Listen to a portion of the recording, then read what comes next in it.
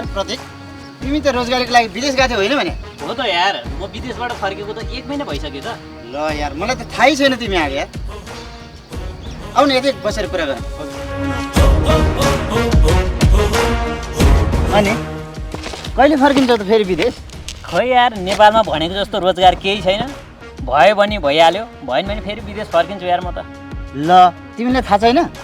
तिमी जस्तो वैदेशिक रोजगारबाट केही सिप सिकेर आएको युवाहरूको लागि यहीँ बसेर काम गर्नको लागि राष्ट्रिय युवा परिषदले सहयोग गर्दै आइरहेको छ नि, थाहा छैन तिमीलाई? ए हो र, केमा सहयोग गरिरहेछ त्यो युवाहरूलाई सरोज?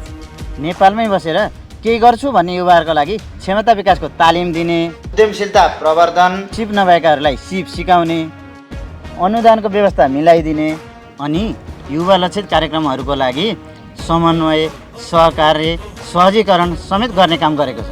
ए हो र, उसो भए तिमी र म राष्ट्रिय युवा परिषदमा जाउँ न। अनि राष्ट्रिय युवा परिषदले हामी जस्तो युवालाई के सहयोग गरिरहेछ थाहा हुन्छ नि सरोज? जाउँ न। जाउँ ल।